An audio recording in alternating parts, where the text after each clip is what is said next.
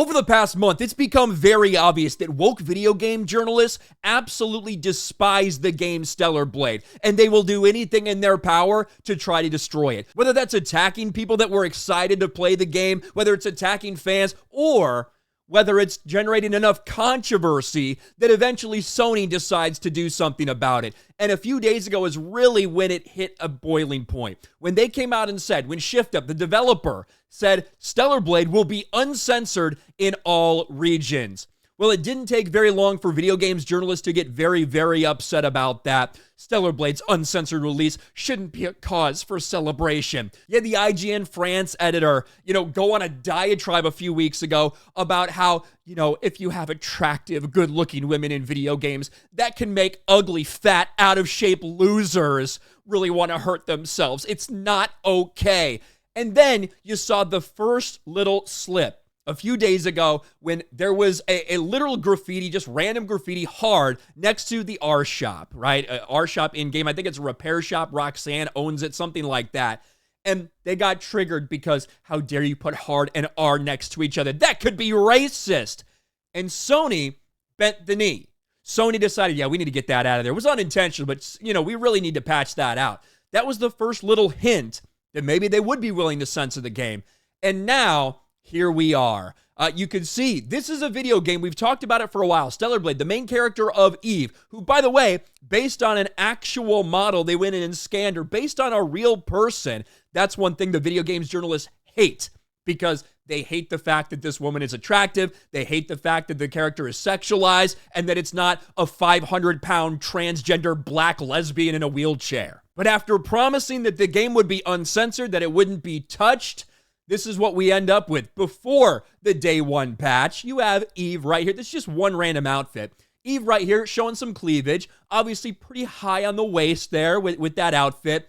Gets changed. Get a little lace cover up, not show so much cleavage, and you get a couple extra inches of fabric to not be so exposed. There was a lot of contradicting information. Was this a patch? Was it maybe available in New Game Plus? What could this possibly mean?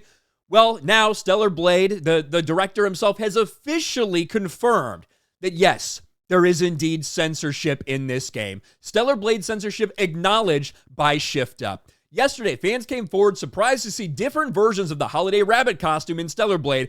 As a result, accusations and misinformation took over the discourse.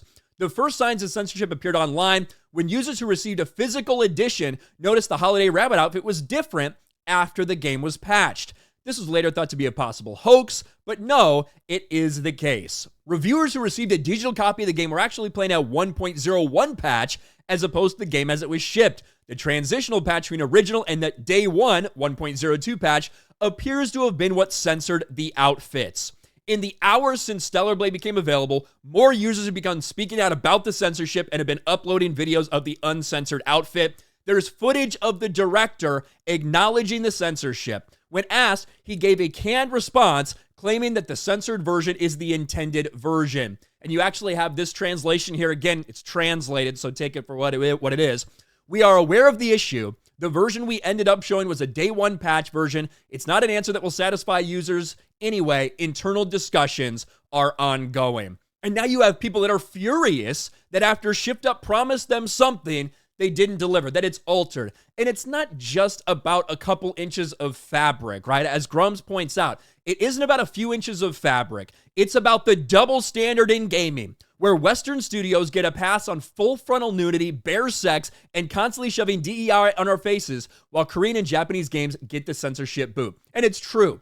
You're telling me that Sony was perfectly fine with something like we saw in The Last of Us with Abby, that disgusting sex scene, right? Disgusting, not because it's a sex scene, but because it was Abby that was involved in it. But you're telling me this shit, but you're not okay with someone showing cleavage in a game. You're okay having sex with bears, like random shit like this in a bunch of games. There's a bunch of degenerate shit in a lot of games that are released, including by Sony. Yet it only seems it matters when it's stuff like this. At the end of the day, this is what the games journalists have wanted all along, right? They were pissed. They were mad that people were excited about Stellar Blade. They tried to generate enough controversy to force Sony to censor it. And it seems like probably against the will of Shift Up, but there's contracts. Sony has all the power and that type of thing, blah, blah, blah. This is what they wanted. And some people are not letting this go without a fight. Grums is very much active and says, hey, we can free Stellar Blade. If we make enough noise, let Sony know, let Shift Up know, let everybody know, make a lot of noise, sign a petition, hashtag free Stellar Blade.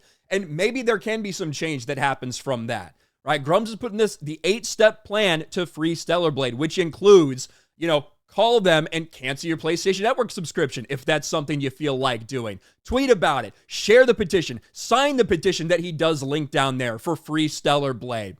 And I don't know if Sony can be moved. I think Sony's a massive fucking company. I don't know if they're going to change their mind on something like this, but certainly there's a possibility. But right now, you have a lot of people split, again, what the games journalists wanted, between saying, no, fuck them, fuck this game. They promised it uncensored, and they censored it anyway. I'm not supporting that anymore.